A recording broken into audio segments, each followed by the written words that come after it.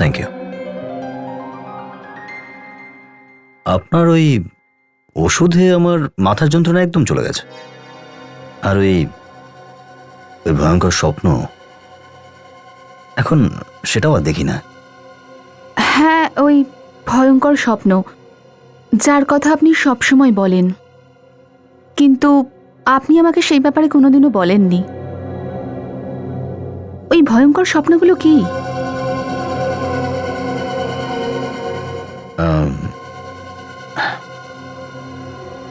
Actually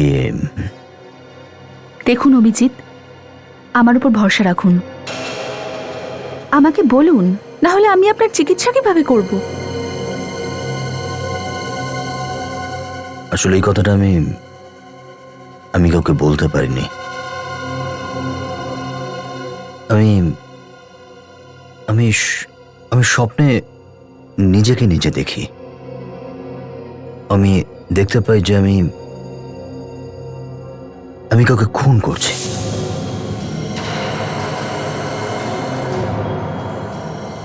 আর সেটাও কোনো CID অফিসারের মতো নয়, একজন অপরাধের মতো। তুমি তো জানো যে আমি পুরনো কথা মনে রাখতে পারি না। 13 বছর আগের যে কথাটাই আমার মনে পড়ে, তাতে আমি নিজেকে খুনির বেশে দেখি। একজন সিআইডি অফিসার যে আগে একজন অপরাধী ছিল। ওকে, তাহলে এই ব্যাপার। চিন্তা করবেন না, সবকিছু ঠিক হয়ে যাবে। আমি আপনার সঙ্গে রয়েছি। আমাকে আপনার বন্ধু ভাবুন।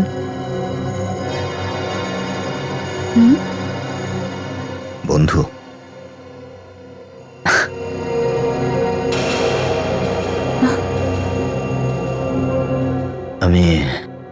আমি দুঃখিত মায়া, কিন্তু এই শব্দটাতেই ঘেন্না হয়ে গেছে আমার। যাকে যাকে আমি বন্ধু ভেবেছি, তারাই আমায় পেছন থেকে ছুরি মেরেছে, ঠকিয়েছে আমায়। এরকমটা কেন বলছেন? এত বছর সিআইডিতে একসঙ্গে কাজ করেছি, একসঙ্গে সময় কাটিয়েছি, কিন্তু আজকে যখন আমার ওদের সবচেয়ে বেশি প্রয়োজন, তখন ওরা কি করলো? আমাকে ছুঁড়ে ফেলে দিল, বের করে দিল আমায়। এই পৃথিবীতে কেউ কারো বন্ধু হয় না মায়া। I am very sorry. তার মানে ওষুধ নিজের কাজ শুরু করে দিয়েছে। এবারে এই অভিজিৎ নিজের বন্ধুর ওপর তো কি, দয়া আর রেসিপির ওপরও ভরসা করতে পারবে না। বাহ, আই এম সরি। আমি তোমায় আমার সমস্যাগুলো বলতে শুরু করলাম। আচ্ছা, কি কি বলতে চাইছিলে তুমি আমায়? তুমি যখন এখানে ডাকলে আমায়, তখন কিছু বলতে চাইছিলে না তুমি আমায়? হ্যাঁ, অ্যাকচুয়ালি একজন লোক আছে যে আপনার সঙ্গে দেখা করতে চায়। আর এইসব শোনার পরে আমারও মনে হয় যে আপনারও ওর সঙ্গে দেখা করা উচিত। কে কে সেই ব্যক্তি? আছে একজন যে এই সময় আপনার সাহায্য করতে পারে। আমায় সাহায্য? ঠিক আছে, কবে দেখা করতে হবে? কাল দুপুরবেলা। আবার দেখা হবে। আরে হ্যাঁ? তুমি এখান থেকে যাবে কি করে? আমি ট্যাক্সি নিয়ে নেব, ডোন্ট ওয়ারি। না না, তুমি এত রাত হয়ে গেছে, আমি ছেড়ে দিচ্ছি তোমায়, দাঁড়াও। না না, আপনি চিন্তা করবেন না, আমি চলে যাব। না না, ঝামেলার কি আছে, আমি তোমায় ছেড়ে দিয়ে আসছি, এসো প্লিজ। থ্যাঙ্কস।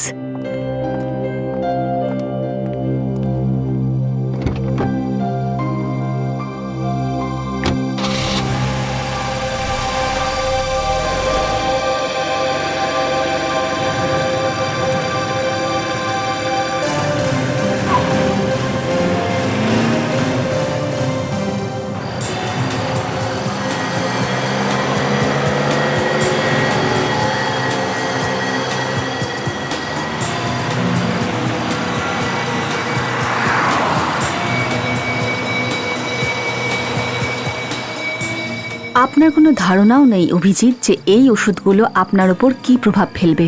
যদি সবকিছু আমাদের প্ল্যান মাফিক হয় তাহলে আপনি নিজের হাতেই সিআইডিকে বরবাদ করে দেবেন।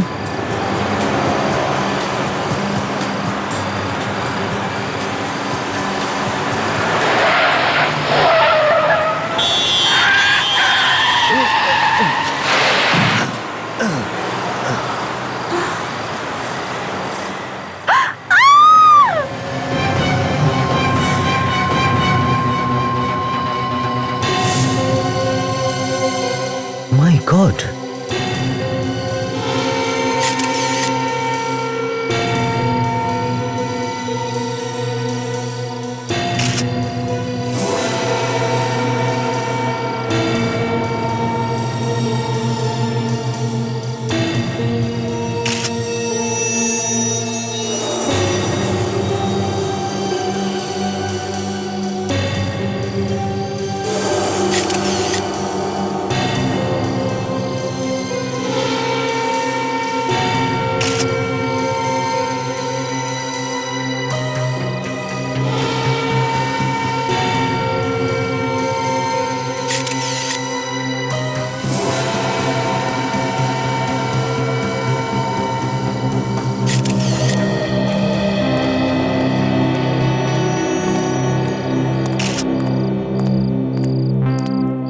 স্যার,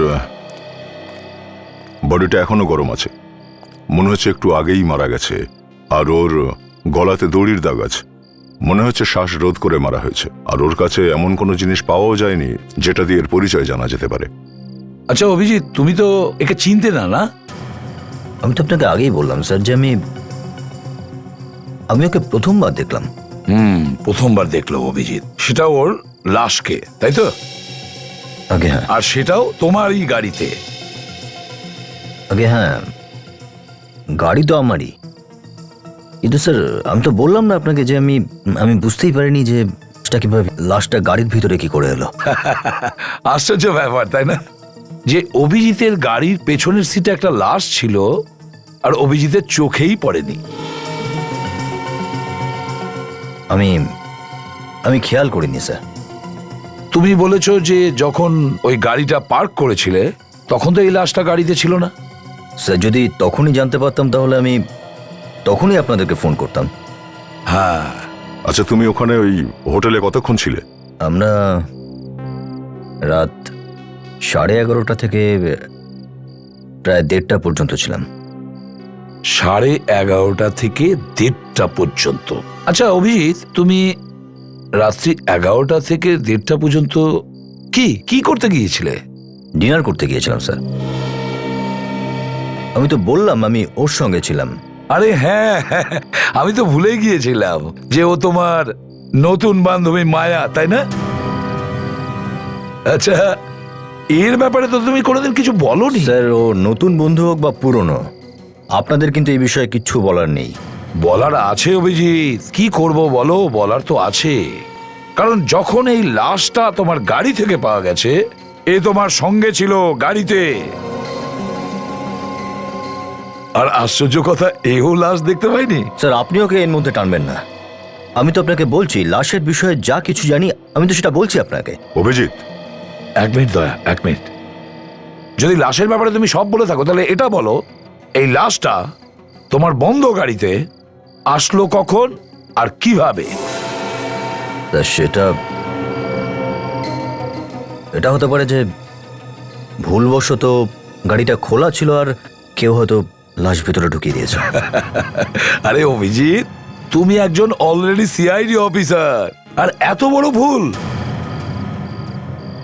সেটা তো আমি খবর নেবই। দয়া স্যার, লাশটাকে ফরেন্সিক ল্যাবে পাঠিয়ে দাও। হ্যাঁ, ব্লুনি ইন্টারন্যাশনাল হোটেলে চলো। Yes sir.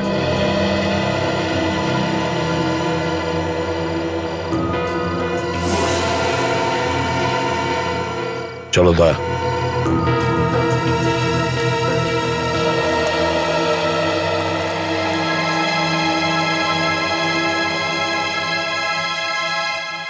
এই ছবিটা ভালো করে দেখুন। বলুন যে এই লোকটাকে কখনো দেখেছেন? না স্যার। আপনাদের মধ্যে কেউ? ভালো করে দেখুন। না স্যার। আপনি দেখেছেন? আপনি? না। ম্যানেজার বাবু, আপনি বলুন, আপনি দেখেছেন লোকটাকে? আগে না, আমি একে কখনো দেখিনি। আপনাদের কোনো জায়গায় ভুল হচ্ছে। আমাদের হোটেলে এইসব খুন খারাপি উল্টো সিধা কাজ কখনোই হয় না। এখানে সব ভদ্রলোকেরা আসে। তাহলে কি ভদ্রলোকেরা ভুল করে না? আমি মানছি যে আপনি এই লোকটাকে চেনেন না, কিন্তু দেখেছেন তো? আরে আমি তো বললাম স্যার, এই লোকটা আমাদের হোটেলে কখনো আসেইনি। এই লোকটা খুন হয়েছে মাত্র 3-4 ঘন্টা হয়েছে। তারপরে ওর লাশকে আপনাদের হোটেলের পার্কিং লটে পাওয়া গেছে, একটা খালি গাড়ি থেকে পাওয়া গেছে, বুঝেছেন? স্যার, এটা হতে পারে যে যার গাড়ি থেকে লাশটা পাওয়া গেছে খুনটা সেই করেছে। যতটুকু জিজ্ঞেস করেছি ঠিক সেটুকুই উত্তর দেবেন, বুঝেছেন? বেশি চালাকি করার চেষ্টা করবেন না। লাশ আপনাদের হোটেলের পার্কিং লটে পাওয়া গেছে, আপনাদের হোটেলে। স্যার, স্যার, এটাও তো হতে পারে যে এই লোকটা হোটেল পর্যন্ত আসেনি, ওকে কেউ বাইরে মেরে ফেলে। হতে পারে। চলুন আমাদের গিয়ে দেখাবেন আপনাদের হোটেলের পার্কিং লট। আচ্ছা দাদা, এই পার্কিং লটের সিকিউরিটি গার্ড আপনি? হ্যাঁ স্যার। এই ফটোটা দেখে বলুন তো, এই লোকটাকে এখানে আসতে যেতে দেখেছেন? না স্যার। মন দিয়ে দেখো, একটু আগে 3-4 ঘন্টা আগে এই লোকটা এখানে ছিল। না স্যার, এই লোকটা তো হেঁটে এইখানে আসেনি। যদি গাড়িতে আসে তো সেটা বলতে পারবো না। স্যার, লোকটা যদি এখানে গাড়ি করেই এসে থাকে তাহলে পার্কিং লটেই গাড়িটা থাকা উচিত। হ্যাঁ ঠিক। একটা কাজ করো, পার্কিং লটে যতগুলো গাড়ি এসেছে খোঁজ নাও যে ওই সব গাড়িগুলো হোটেলের গেস্টের কিনা। স্যার, স্যার আমাকে জিজ্ঞেস করুন না, আমি আপনাকে সব বলছি। স্যার, এর মধ্যে অর্ধেক গাড়ি আমাদের নিজেদের স্টাফের, আর অর্ধেক গাড়ি হলো তাদের যারা এই হোটেলে রয়েছেন। তাহলে সচিন, ম্যানেজার বাবুর সঙ্গে যাও আর হোটেলে যে কয়জন গেস্ট আছে প্রত্যেকের কাছে গিয়ে খোঁজ নাও যে তাদের কোন কোন গাড়ি। চলুন। স্যার, হ্যাঁ, এটাও তো হতে পারে যে যে মারা গেছে আর যে খুনি সে একসঙ্গে একই গাড়িতে এই হোটেলে এসেছিল। কি তুমি কি বলতে চাইছো? তাড়াতাড়ি বলো তো। স্যার, হতে পারে খুনি ওই লোকটাকে এখানেই খুন করে, হ্যাঁ। আর খুন করার পরে লোকটার লাশটাকে অভিজিৎ স্যারের গাড়িতে ঢুকিয়ে দেয় আর তারপর এখান থেকে পালিয়ে যায়। হতে পারে খুনি অভিজিতের গাড়িতে লাশটাকে রাখে আর ওইখান থেকে পালিয়ে যায়, কিন্তু সেটা নিজের গাড়িতে। বিবেক, নিজের গাড়িতে। এই হোটেলের ভেতরে যে কটা গাড়ি যায় আর আসে সব কটার নাম্বার তুমি নোট করো। হ্যাঁ স্যার, সবকিছুই লেখা আছে। বিবেক, রেজিস্টারটা চেক করো। Yes, sir. দেখো গত 3-4 ঘন্টার মধ্যে কটা গাড়ি এখানে যাওয়া আসা করেছে।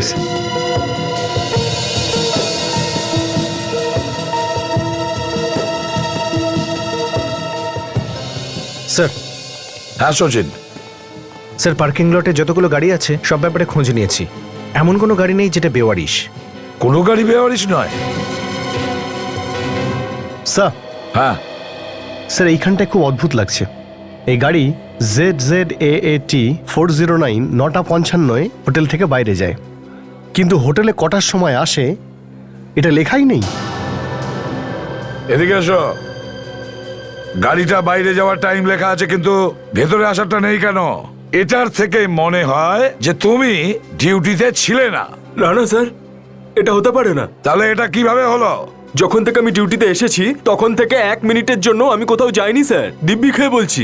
স্যার, হ্যাঁ, শুধু তাই নয়, ওই গাড়িটাই আবার ZZAT409 আরেকবার স্যার হোটেলে এসেছিল 12:10 আর 1:05 হোটেল থেকে বেরিয়ে যায়। স্যার এক মিনিট, ZZ8K M527 গাড়িটা 8:25 পার্কিং লটে আসে, কিন্তু স্যার এই গাড়িটা পার্কিং লট থেকে বেরোয়নি, আর এই গাড়িটা তো পার্কিং লটেই নেই স্যার। এটাই তো আশ্চর্য কথা।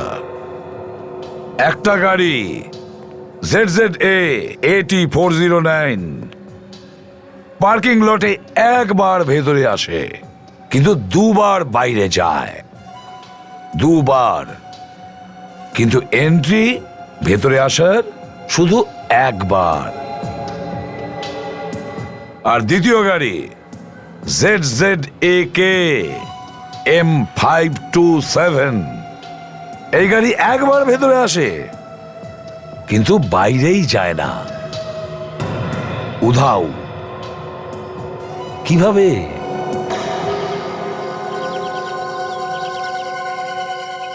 আর কতক্ষণ অপেক্ষা করতে হবে?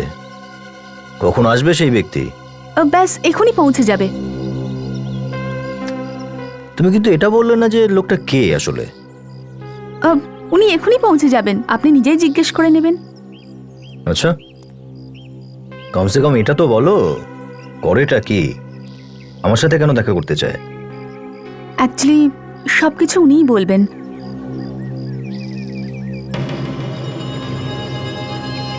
কি হলো? ওই সেই মাথা ব্যথা। এমনি তো মাথাটা পুরো খারাপ করে রেখেছে, একে একদম চুপ করিয়ে দিই। এই এই ব্যথা সহ্য করতে পারছি না আমি।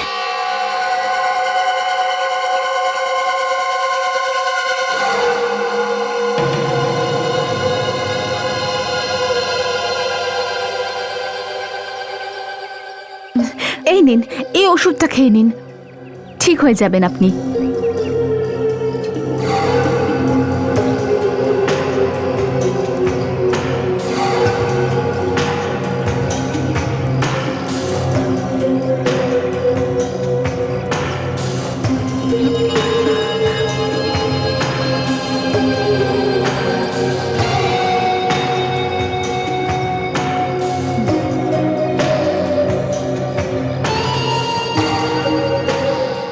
হ্যালো অভিজিৎ।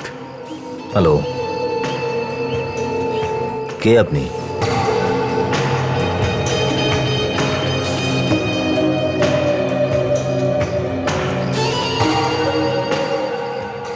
জিজ্ঞাসা করার স্বভাবটা যাবে না তোমার। হাই, অমিত নাম আমার। অমিত, কি বিষয়, কি ব্যাপার? আমার সাথে কেন দেখা করতে চাইছেন? মায়া আমাকে বলল যে গতদিন তোমার সাথে কি হয়েছিল, শুনে খুব খারাপ লাগলো। সিআইডিতে এত বছর ধরে কাজ করার সততা কোনো কাজে লাগলো না, ওরাই তোমাকে সন্দেহ করলো। একসময় যাদের উপর তুমি সবচেয়ে বেশি ভরসা করেছিলে। মায়া, আমি তোমায় বন্ধু হিসেবে এই কথাগুলো তোমায় বলেছিলাম, কিন্তু তুমি তুমি সারা দুনিয়া এইসব কথা বলে বেড়াচ্ছ। হ্যাঁ অভিজিৎ, ইনি আমার দাদা হন, আপনি ওর ওপর সম্পূর্ণ বিশ্বাস করতে পারেন, ও শুধু আপনার সাহায্য করতে চায়। হ্যাঁ অভিজিৎ, আমার কাছে তোমার জন্য দারুণ একটা অফার আছে। অফার? আমি আমি কিছু বুঝলাম না। এমন একটা অফার যাতে তুমি সিআইডি সবার কাছ থেকে প্রতিশোধ নিতে পারবে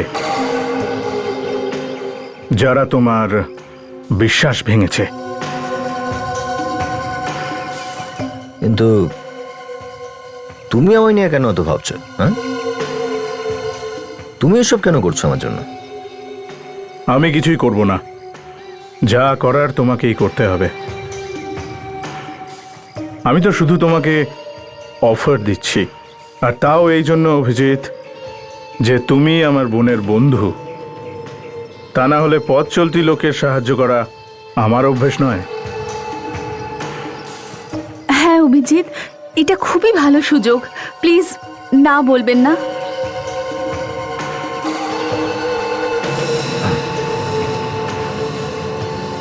ঠিক আছে, কিন্তু এত এত বড় ডিসিশন আমি চিন্তা ভাবনা করতে একটু সময় চাই। আমি এই সিদ্ধান্ত এখনই নিতে পারবো না। দেখো অভিজিৎ, আমার কাছে ফালতু সময় নেই। তোমার কাছে শুধু আজকের দিনটা আছে, যতটা ভাববার ভালো করে ভেবে নাও। ও মাই গড, অ্যাকচুয়ালি আমার মাথা ব্যথা বেড়ে চলেছে। আমি একটু বিশ্রাম নিতে চাই। আমি এখন যাচ্ছি। অভিজিৎ, এখানে পাশেই একটা জায়গা আছে, আপনি ওখানে আরাম করতে পারেন। চলুন, আমি আপনাকে নিয়ে যাচ্ছি। আমি তোমাকে বলেছিলাম না অভিজিতের উপরে নজর রাখার জন্য? হ্যাঁ, ওর কোনো কিছু দরকার পড়লে আমায় খবর দেবে, বলেছিলাম কিনা? অভিজিতের ব্যাপারে কিছু জানতে পারলে সঙ্গে সঙ্গে আমায় ফোন করবে। হ্যাঁ হ্যাঁ, আমি জানি ও ঠিকই আছে, কিন্তু আজকাল ও খুব ডিস্টার্বড আছে, বুঝতে পারছি না কি করে বসবে। দয়া, আমি তোমায় পরে ফোন করছি। কি হয়েছে? কি জানতে পেরেছো? না স্যার, নিরুদ্দেশ লোকের লিস্টে নাম পাইনি। স্যার, আমি পুলিশ স্টেশন থেকে খোঁজ নিয়েছি। এই 24 ঘন্টার মধ্যে কারোর নিখোঁজ হওয়ার কোনো খবর নেই স্যার। ও, আর স্যার, আমাদের এখানে যে সমস্ত ক্রিমিনালদের রেকর্ড রয়েছে তাদের সঙ্গে হাতের ছাপ মিলিয়ে দেখেছি স্যার, কারোর সঙ্গে মিল নেই স্যার। কারোর সঙ্গে মিল নেই, কিন্তু এই লোকটা কে? স্যার, হ্যাঁ, আরটিও থেকে আসছি স্যার। দুটো গাড়িরই রেজিস্ট্রেশন নাম্বার সম্বন্ধে জানতে পেরেছি। যেই গাড়িটায় হোটেলে একবার ভেতরে এসেছিল অথচ দুবার বাইরে গেছিল, সেটার নাম্বার প্লেটটাই নকল ছিল স্যার। সেরকম কোনো রেজিস্ট্রেশনই নেই। নকল নাম্বার প্লেট। আর দ্বিতীয় গাড়িটা, যেটা ভেতরে আসার পরে বাইরেই যায়নি? দ্বিতীয় গাড়িটা একটা কার রেন্টাল কোম্পানির গাড়ি স্যার, A2Z এজেন্সি। তারা ভাড়ায় গাড়ি দেয়। ভাড়ায় দেওয়া হয় যে গাড়ি, A2Z কার রেন্টাল এজেন্সি, ZZ8K527 নাম্বারের গাড়ি। কেউ আপনার কাছ থেকে ভাড়া নিয়েছিল? হ্যাঁ স্যার, ভাড়া তো দেওয়াই হয়েছিল, কিন্তু কারটা ফেরত এসে গেছে তো। ফেরত এসে গেছে? কখন? স্যার, আজকে সকালেই। কে নিয়ে এসেছিল ওই গাড়িটা ফেরত? স্যার, জানি না, যখন সকালে এখানে আসলাম গাড়িটা আগে থেকেই এখানে ছিল, আর এই চাবিটাও ওর ভিতরে লাগানো ছিল। এটা কি করে হতে পারে? কাউকে কিছু না বলে গাড়িটা কিভাবে এখান থেকে নিয়ে যায়? হতে পারে আপনাদের ড্রাইভার এখানে ছেড়ে দিয়ে গেছে। না স্যার, এই গাড়িটার সঙ্গে কোনো ড্রাইভার ছিল না, আর এটা আমাদের কোনো রেগুলার কাস্টমারই চেয়ে পাঠিয়েছিলেন। Regular customer? কে তিনি? Regular customer? এক সেকেন্ড স্যার, আমি চেক করে বলছি। তাড়াতাড়ি।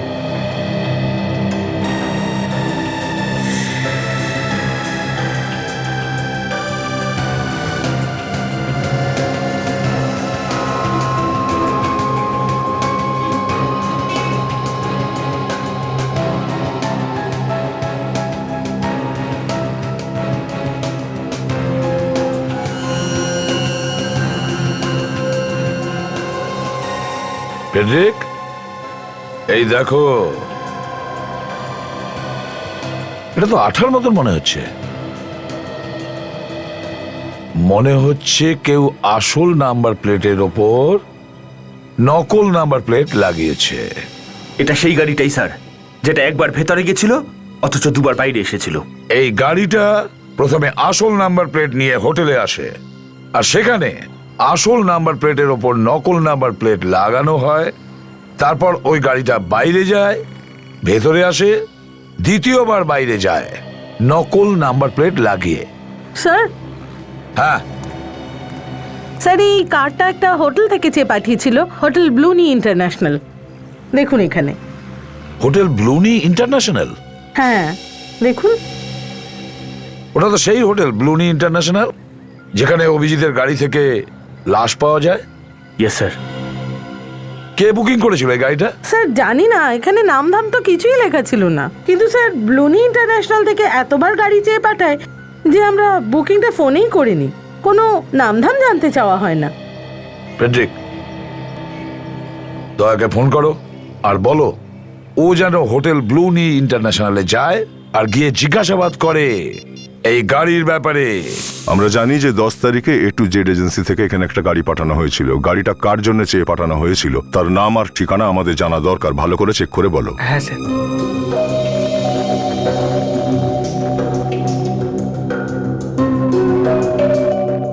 10 তারিখে না স্যার, 10 তারিখে তো কোনো গাড়িকে ডাকা হয়নি স্যার। এই দেখুন, শেষ বুকিংটা 8 তারিখে ছিল, আর 302 নম্বরে যে গেস্ট আছেন ওনার জন্য গাড়িটা ডাকা হয়। গাড়িটাকে তুমি দেখেছিলে? না, 10 তারিখে তো আমি এখানে ছিলামই না। শোনো মিস্টার, 10 তারিখে এখান থেকে কেউ একজন ফোন করেছিল আর A to Z কোম্পানি থেকে গাড়ি চেয়ে পাঠিয়েছিল। কিভাবে পাবে আমরা জানি না, কিন্তু খোঁজ করে আমাদের জানাও 10 তারিখে গাড়িটা কে চেয়ে পাঠিয়েছিল। স্যার আমাদের বিশ্বাস করুন স্যার, আমাদের মধ্যে কেউ ফোন করেনি। স্যার এমনটাও তো হতে পারে যে ফোনটা এখান থেকে করাই হয়নি, আর যে ফোন করেছিল সে খুব ভালো করে জানতো যে হোটেলের নাম করলে খুব সহজেই গাড়ি পাওয়া যাবে। সচিন যেই হোক না কেন এই হোটেলেরই লোক। স্যার 1 মিনিট স্যার, মনে পড়েছে স্যার, ওই দিন A to Z কোম্পানির ড্রাইভারকে আমি হোটেলে আসতে দেখেছিলাম, কিন্তু মহেশ তাকে বাইরেই আটকে দিল। মহেশ? কে এই মহেশ? মহেশ এই হোটেলেই কাজ করে তো, প্রথমে ট্রাভেল ডেস্কে আমার সাথেই ছিল। তার মানে স্যার এই সব নাম্বার ওর কাছেই হবে, আর তার মানেও খুব সহজেই গাড়ি বুক করতে পারবে। হ্যাঁ স্যার। এই মুহূর্তে মহেশ আছে কোথায়? আজকে তো মহেশ আসেনি, ম্যানেজার স্যার তো সকাল থেকে ওকে খুঁজছে, ফোনটাও তুলছে না। সচিন, মনে হচ্ছে এই সেই লোক যাকে আমরা খুঁজছি। এর বাড়ির অ্যাড্রেসটা দাও তো। দেখো সালুকে, এই লোকটাকে চেনা খুব মুশকিলের ব্যাপার। কোনো জায়গা থেকে কিচ্ছু জানতে পারছি না। আমি কি জন্য আছি বস? আমি সাহায্য করব না? সেটা কিভাবে? 1 মিনিট, এই লোকটির মুখটা খুব ভালো করে দেখো বস। আমার মনে হয় মরবার কিছুক্ষণ আগেই ও সেভ করেছে। আর এই দেখো, সেভের কারণেই এর মুখের ওপর এই কাটা চিহ্নটা। এটা আর এমন কি বড় কথা ডাক্তার বাবু, এ হয়তো পুরনো ব্লেড দিয়ে দাড়ি কাটছিল। না ফ্রেডি, ব্যাপারটা পুরনো ব্লেডের নয় বস, একটু মন দিয়ে দেখো ওর মুখটা। দাড়ির নিচের স্কিনটা মুখের অন্য জায়গার স্কিনের থেকে বেশি ফর্সা। তাহলে অনেকদিন পরে দাড়ি কামিয়েছে। আর একটা কথা, একটু এদিকটা তাকাও, এর নাকের ওপর এই দুটো দাগ। সালুকে, এটা তো চশমা পরার জন্য এই ছাপ পড়েছে। এক্স্যাক্টলি, সব সময় চশমা পরার কারণে মানুষের নাকের ওপর এইরকম দাগ পড়ে। এইরকম, এই দেখো, এর নাকের ওপরও এইরকম দাগ আছে।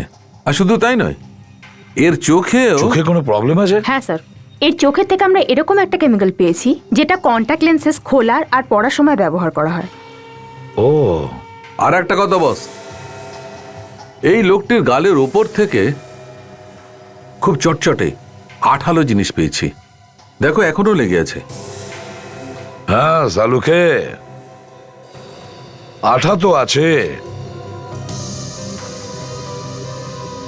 এ ওর নিজের দাড়ি কামিয়ে নকল দাড়ি সেট করেছে, চশমা খুলে কন্টাক্ট লেন্স লাগিয়েছে।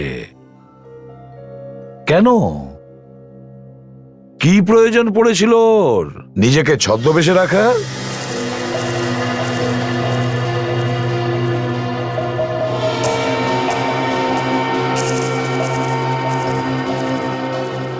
পুরো ঘরটা তছনছ করে রেখে গেছে। মনে হচ্ছে কোনো কিছুর খোঁজে এসেছিল। আর হ্যাঁ স্যার, মহেশকেও দেখা যাচ্ছে না। ওর কিছু হয়ে যায়নি তো? হয় ওর কিছু হয়েছে অথবা ও বাড়ি ছেড়ে পালিয়েছে।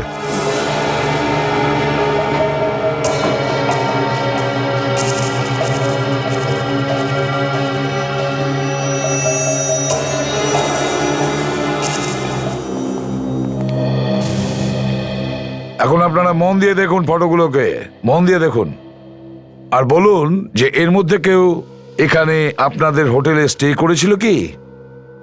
দেখুন একটু মন দিয়ে। হ্যাঁ স্যার, আমি একে এখানে দেখেছি।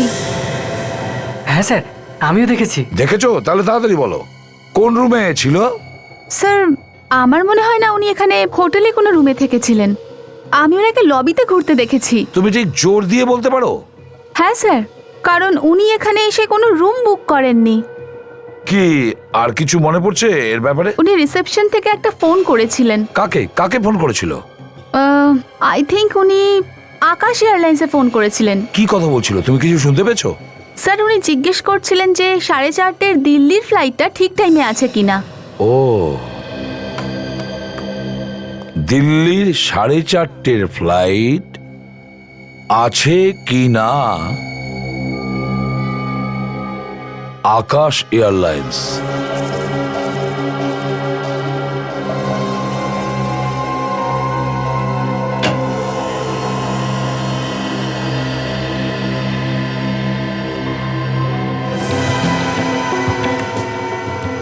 সচিন, হ্যাঁ স্যার।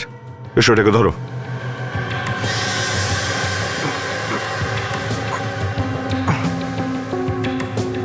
এ তোর বেঁচে নেই স্যার।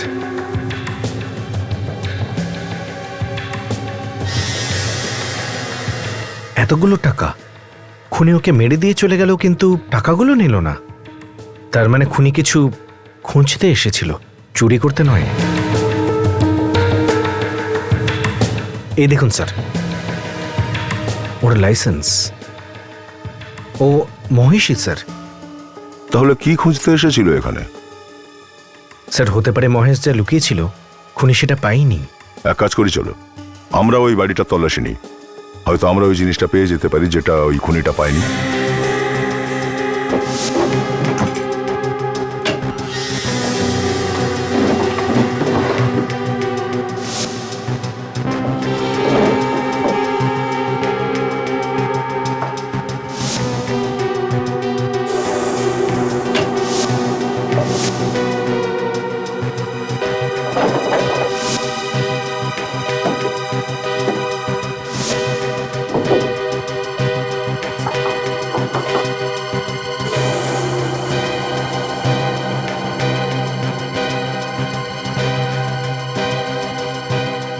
স্যার ঘরে কিছু পাওয়া যায়নি।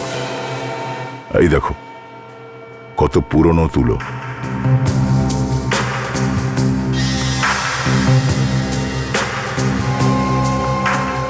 এই দেখুন স্যার, গদির এই পার্টটা আলাদা মনে হচ্ছে না?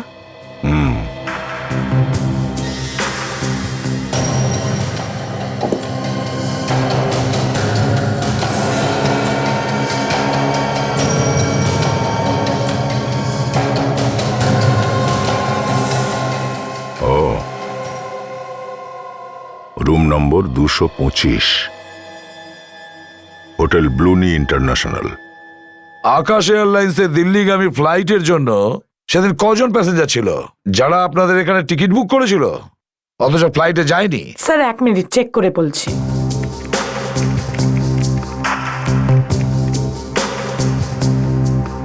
স্যার 7 জন প্যাসেঞ্জার এমন ছিল যাদের সিট কনফার্ম ছিল কিন্তু আসেনি। তাহলে কি ওই 7 জন প্যাসেঞ্জার তাদের টাকা ফেরত নিয়ে গিয়েছিল? না স্যার, শুধু 4 জন ছিল যারা নিজেদের টাকা ফেরত চেয়েছিল আর ফ্লাইটের কিছুক্ষণ আগে নিজের টিকিট ক্যান্সেল করিয়েছিল। আর বাকি 3 জন ওনারা কি করেছেন? স্যার ওর মধ্যে থেকে 2 জন পরের ফ্লাইটে টিকিট বুক করিয়েছিল। তার মধ্যে একজন কি করেছিল? স্যার ওর টিকিটও ক্যান্সেল করেনি, আবার টাকাও ফেরত চায়নি। ও, নাম কি সে ব্যক্তির? কে সে? স্যার মিস্টার কুমার নামের কেউ, ওনার পাসপোর্টে তাই লেখা আছে। উনি এখানকার নন, নাইরোবি থেকে এসেছেন। তার মানে সে এনারাই? কিছু লেখা আছে তার ব্যাপারে?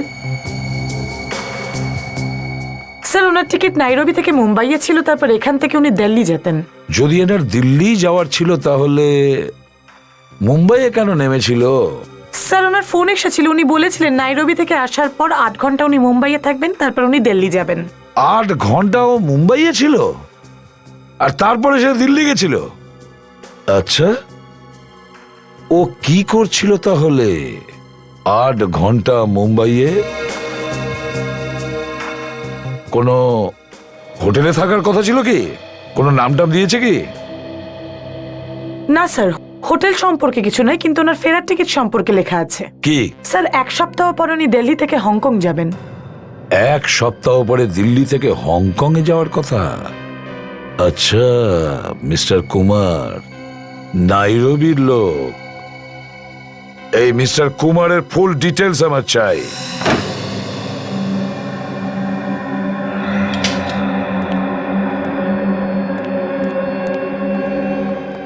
স্যার এই চাবিটা মহেশের বাড়ি থেকে পাওয়া গেছে, নিশ্চয়ই কোনো গন্ডগোল আছে। দেখতে হবে কি জিনিস আছে এই ঘরটাতে যার জন্য মহেশ নিজের জীবন পর্যন্ত দিয়ে দিল।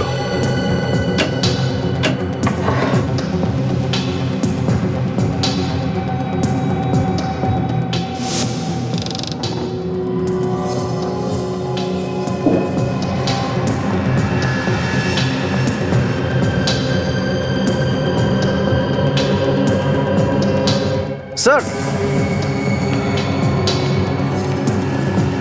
কি হলো সচিন? স্যার এই দেখুন ট্রিমার আর এই রেজার। ও,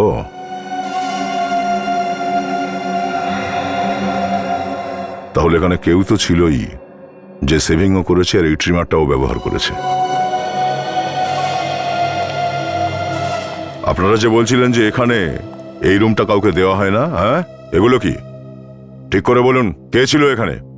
স্যার আমার বিশ্বাস করুন, আমি আপনাদের কাছে কেন লুকোবো? এই রুমটা রিজার্ভড। এই রুমটা আমরা না জিজ্ঞাসা করে কাউকে কখনো দিই না, আর না দিতে পারি। যতক্ষণ আমরা ম্যানেজার বা মালিককে জিজ্ঞাসা করছি ততক্ষণ আমরা এটা কাউকে দিই না।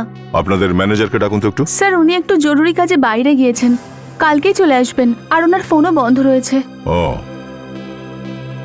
বোধহয় এই ম্যানেজার আর মহেশ দুজনে একই ডালের পাখি। আচ্ছা মহেশ কি জানতো যে রুমটা রিজার্ভড আর সবসময় বন্ধ থাকে? হ্যাঁ স্যার, কিন্তু এটা তো হোটেলে সবাই জানে। আর এই হোটেলের মালিক মিস্টার সম্রাট, উনি কোথায়? ওনার সঙ্গে কথা বলতে পারি? স্যার সম্রাট স্যার তো পনভেলে আছেন।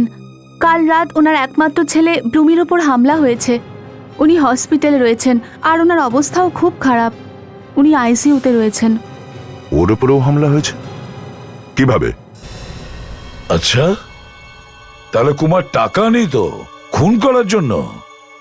কন্ট্রাক্ট কিলার? হ্যাঁ স্যার, নাইরোবি পুলিশ আমাদের এই ইনফরমেশনটা দিয়েছে স্যার, যে কুমার একজন নামকরা কন্ট্রাক্ট কিলার। ও কখনোই কোনো জায়গাতেই কোনো প্রমাণ রেখে যায় না, এই জন্য কে আজ অবধি গ্রেপ্তার করা যায়নি স্যার। স্যার, নাইরোবির একটা কন্ট্রাক্ট কিলার মুম্বাইতে কি করতে এসেছিল, আর তাও মাত্র 8 ঘন্টার জন্য? কাউকে মারার জন্য এসেছিল, বুঝলে ফেডরিক? ভাগ্য খারাপ, তাই ও নিজেই মরল। স্যার কুমার নিজের দাড়ি আর গোফ আর চশমা খুলে নকল দাড়ি, গোফ আর কন্ট্যাক্ট লেন্স কেন ইউজ করবে স্যার? কারণ স্যার এখানে তোকে কেউ চেনেই না। বিবেক ওর দাড়ি গোপ কামিয়ে কন্ট্যাক্ট লেন্স লাগিয়েছে এই কারণে যে খুন করার সময় যদি ওকে কেউ দেখে ফেলে, যাতে ওকে কেউ চিনতে না পারে ওর আসল চেহারা দেখে। আর ও এই প্ল্যানটাও করেছিল যে খুন করার পরে ও দিল্লি চলে যাবে নিজের আসল চেহারা নিয়ে। নিজের আসল চেহারা মানে নকল দাড়ি আর গোপ লাগিয়ে চশমা পরে। আর ও এটাও ভেবেছিল যখন 7-8 দিন পরে ওর গোপ দাড়ি উঠবে, ও তখন হংকং চলে যাবে নিজের আসল চেহারা নিয়ে। এত প্ল্যানিং করে যখন এসেছিল, নিশ্চয়ই কোনো বড় কাজ এসেছিল স্যার। হ্যাঁ, ও কোনো বড় কাজ নিয়েই এখানে এসেছিল। কিন্তু স্যার সে রাতে তো এখানে সেরকম কোনো দুর্ঘটনা ঘটেনি, আর না কোনো বড় লোকের উপর হামলা। হতে পারে মিস্টার কুমার কাউকে খুন করার আগেই নিজেই খুন হয়ে গেছে। কিন্তু স্যার এই কুমার কাকে মারার জন্য এখানে এসেছিল এটা এখনো জানতে পারা যায়নি স্যার। সেটাও আমরা জানতে পারবো বিবেক, সেটাও জানতে পারবো। স্যার ঘুরিয়ে ফিরিয়ে আমরা সেই একই জায়গায় চলে এসেছি। না কাজল, এই ব্যাপার থেকে একটা ব্যাপার জানতে পেরেছি। কি জানতে পেরেছো? এটাই যে ওই রাতে একজন বড় লোকের ওপর হামলা তো হয়েছিল, কিন্তু মুম্বাইতে না, মুম্বাই থেকে কিছুটা দূরে পানভেলে। পানভেলে? কার ওপরে হামলা হয়েছিল? ব্লুনির ওপরে। ও হোটেল ব্লুনি ইন্টারন্যাশনালের মালিক সম্রাটের ছেলে। হোটেল ব্লুনি ইন্টারন্যাশনাল? হ্যাঁ স্যার, আর ও মারা যায়নি, আইসিইউতে অ্যাডমিটেড, কিন্তু ওর অবস্থা খুব খারাপ। পানভেল ইন্টারন্যাশনাল এয়ারপোর্ট থেকে 1 ঘন্টার দূরত্ব। ওই কুমারের প্ল্যান ছিল যে খুন করে সোজা এয়ারপোর্ট চলে যায়। কিন্তু ব্লুনি ইন্টারন্যাশনালে ও কি করছিল? পানভেলেই বা কি করছিল? এই সব কিছু হোটেল ব্লুনি ইন্টারন্যাশনালেই কেন জড়িয়ে রয়েছে? হসপিটালে যেতে হবে। ডক্টর, আমার ছেলের এখনো জ্ঞান ফিরে এলো না।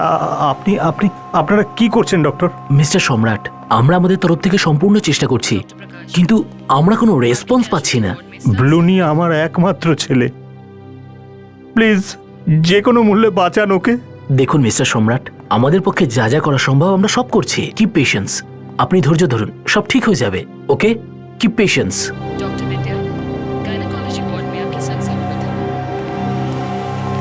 কি জানা গেল ম্যানেজারের ব্যাপারে? স্যার এখনো পর্যন্ত কিছু না, কিন্তু ফ্রেডি আর কাজল খোঁজ নিচ্ছে। সম্রাট বাবু, হ্যাঁ, আমি আইসিবির প্রদ্যুমান, সিআইডি থেকে এসেছি। সিআইডি? হ্যাঁ বলুন। সম্রাট বাবু, আমরা জানতে পেরেছি আপনার ছেলের ওপর যে হামলা হয়েছিল সেটা কেউ সুপারি দিয়েছিল, কন্ট্রাক্ট দিয়েছিল আপনার ছেলেকে খুন করার জন্য। Contract killing? আগে হ্যাঁ, শুধু এটাই নয়, ও খুনি, ও কিলার। আপনারই হোটেলে ছিল, রুম নাম্বার 225। আপনারা কি বলছেন আমি কিছু বুঝতে পারছি না। একটাই লোক ছিল যে সবকিছু বোঝাতে পারত, মহেশ, কিন্তু ওকেও খুন করা হয়েছে। মহেশ খুন হয়ে গেছে? আগে হ্যাঁ, এর মানে হলো একটাই যে আর একজন কেউ আছে যে এই পুরো ব্যাপারটা জানে, হয়তো আপনার ম্যানেজার। আমার ম্যানেজার? সেও নিখোঁজ। বলুন সম্রাটবাবু, আপনার ছেলে ব্লুনি কি কারোর সঙ্গে কোনো শত্রুতা বা কোনো ঝগড়াঝাটি?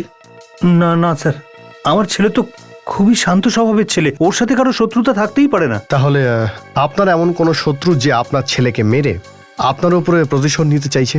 দেখুন স্যার, আমি একজন বিজনেসম্যান, আমার অনেক বিজনেস রাইভাল আছে, কিন্তু এরকম ধরনের নিচু কাজ কেউই করতে পারে না, কেউই না স্যার। আচ্ছা, ব্লুনি পানভেল কেন গিয়েছিল কিছু জানেন আপনি? স্যার, ওখানে ও এক বন্ধু আশিয়ার সাথে দেখা করতে গেছিল। নিজের ফ্রেন্ডের সঙ্গে দেখা করতে গেছিল? মিস্টার সম্রাট, আপনার ছেলের অবস্থা আরো খারাপ, শিগগির চলুন আপনি। ব্লুনি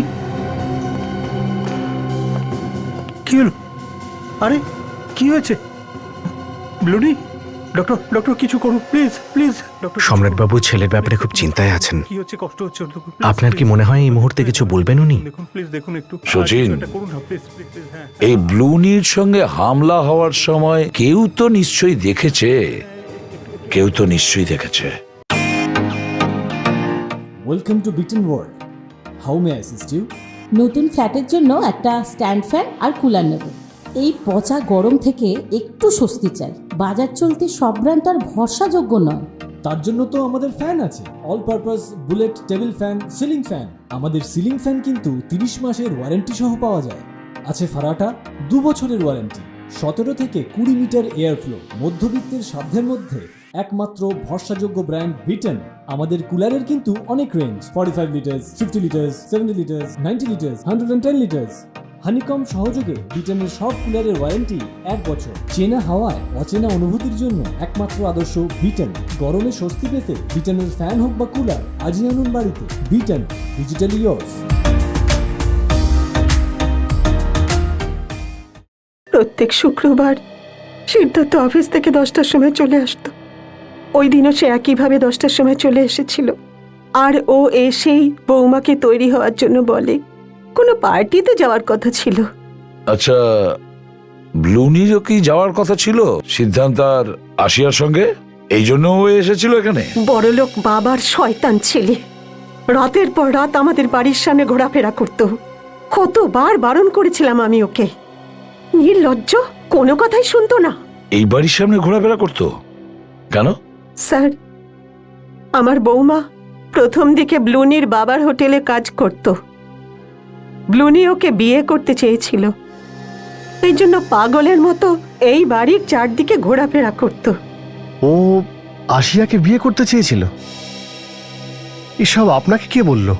এটা আমার অন্য কারো কাছ থেকে খোঁজ নেওয়ার দরকার ছিল না। হোটেলের ম্যানেজার এসেছিল ব্লুনির সম্বন্ধ নিয়ে। ম্যানেজার? তারপরে কি হলো? আবার কি, ছেলে ওকে তাড়িয়ে দিয়েছে। তোর ভাগ্যটাই ভালো ছিল যে ওকে মারেনি। আচ্ছা, এটা বলুন, যখন সিদ্ধার্থ আর আশিয়া পার্টিতে যাওয়ার জন্য বেরিয়েছিল তখন কি হয়েছিল? কি আবার হবে, আমি ওপরে শুতে যাওয়ার জন্য চলে যাই। একটু পরে বাইরে থেকে কিসের যেন আওয়াজ এলো। কিরকম আওয়াজ? মনে হলো দুটো বাজি ফাটার মতো আওয়াজ। ওর একটু পরেই একটা ছেলের চিৎকার শুনতে পেলাম। ওটা ব্লুনিরই আওয়াজ ছিল। মেরে ফেলবো তোকে, মেরে ফেলবো, এই বলে চেঁচাচ্ছিল। আর তারপরে 3 নম্বর বাজি ফাটানোর আওয়াজ। তার মানে 3-3টে গুলি চলেছে ওই রাতে? হ্যাঁ, আমি যখন ছুটে নিচে গেলাম তো ওখানে আমি দেখি ব্লুনি রক্তাক্ত অবস্থায় পড়ে আছে। আর আমার ছেলে সিদ্ধার্থ আর বৌমা দুজনেই শেষ হয়ে গেছে, শেষ হয়ে গেছে, সব শেষ হয়ে গেল। আচ্ছা, এটা বলুন যে যে লোকটা গুলি চালিয়েছিল তাকে কি আপনি দেখেছিলেন? না। আপনি কাকে সন্দেহ করেন? আমি জানি ও কে।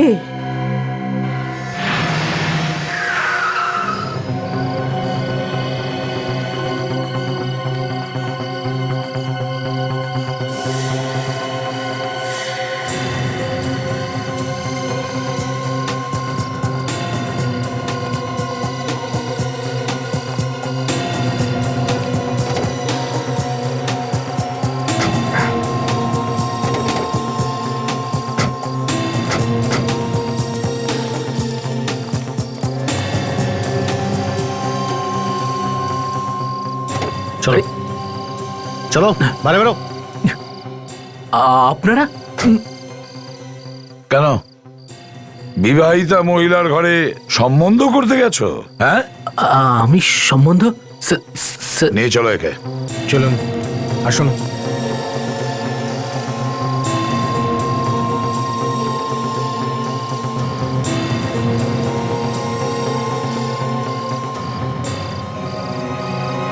তুমি কি মনে করেছো তুমি বেঁচে যাবে?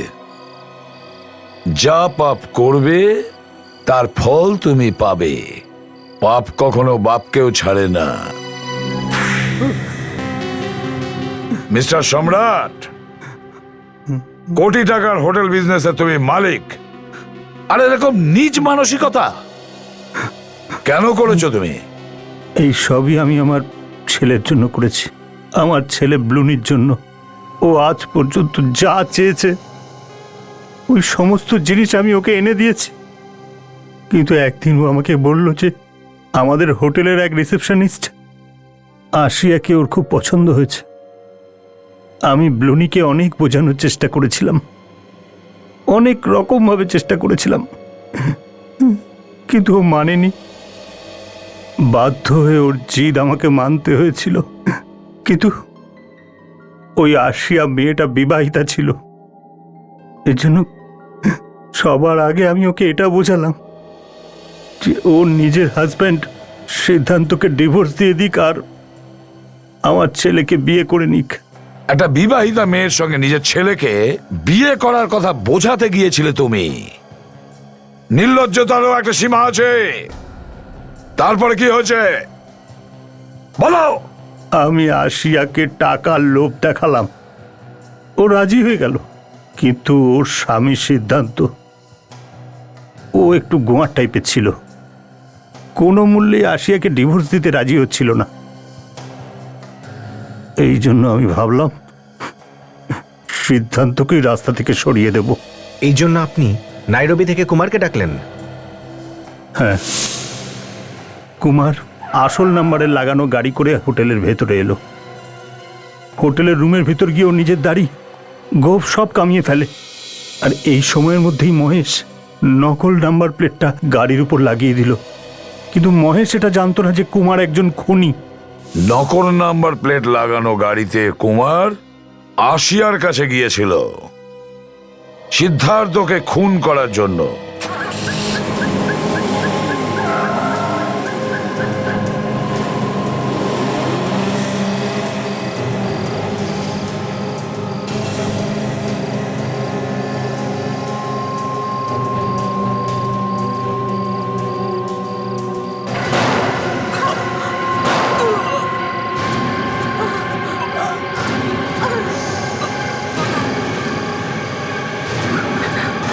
কি হয়েছে? কি হয়েছে? হ্যাঁ,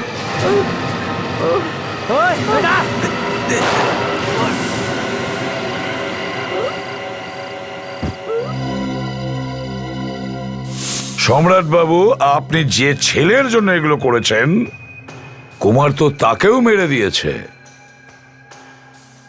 তারপরে আপনি কি করেছেন? আমি কুমারকে ওর ভুলের শাস্তি দিয়েছিলাম।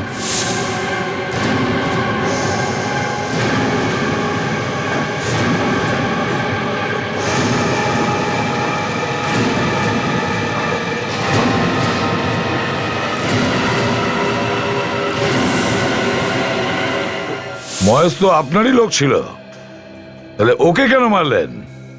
ও প্রয়োজনের বেশি জেনে গেছিল। নিজের ছেলের প্রতি ভালোবাসায় অন্ধ হয়ে গিয়ে আপনি তিনটে খুন করেছেন। তার বদলে আপনি কি পেয়েছেন? হারিয়ে ফেললেন তো আপনার ছেলেকে।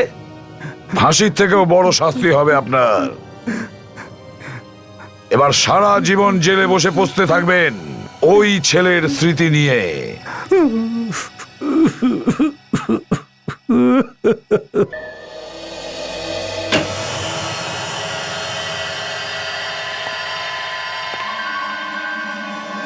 অভিজিৎ,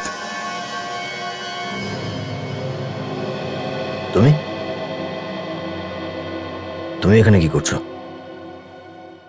সেটাই আমি তোমায় জিজ্ঞাসা করছি। তুমি এখানে এই মেন্টাল হসপিটালে কি করছো অভিজিৎ? আমার জন্য সবচেয়ে ভালো এই জায়গাটাই। আমার এখানেই থাকা উচিত। তুমি এরকম কথা কেন বলছো? হ্যাঁ, আমি তোমাকে এখানে থাকতে দেবো না। তুমি চলো আমার সঙ্গে। অভিজিৎ, তোমার কিচ্ছু হয়নি, তুমি ঠিক আছো। তাড়াতাড়ি জিনিস প্যাক করো আর চলো আমার সঙ্গে, প্লিজ। আমি কোথাও যাব না। আর এই বন্ধুত্ব ড্রামা বন্ধ করো দয়া। সেই সময় তোমার বন্ধুত্ব কোথায় গিয়েছিল, যখন এসিপি স্যার আমায় সিআইডি থেকে বের করে দিয়েছিল? হ্যাঁ, কত ভরসা করেছিলাম তোমায় আমি। আমি জানতাম না যে তুমি বন্ধুত্বের আড়ালে এত বড় শত্রুতা করবে আমার সাথে। বন্ধুত্বের আড়ালে শত্রুতা? হ্যাঁ, তোমাকে কতবার তোমার মাথা যন্ত্রণার কারণ জিজ্ঞাসা করেছি, তুমি বলেছো আমাকে? হ্যাঁ, প্রত্যেকবার তুমি কথা ঘুরিয়েছো। আর এসিপি স্যার তোমাকে সিআইডি থেকে বার করে দেয়নি। উনি চেয়েছেন তুমি একটু বিশ্রাম নাও আর আবার ফিরে এসো। কে কি চাইছে আমি সব জানি। তোমার যা ভাবার তুমি ভাবতে পারো, কিন্তু আমি তোমাকে এখানে থাকতে দেবো না কিছুতেই। তোমার ব্যাগ কোথায়? চলো।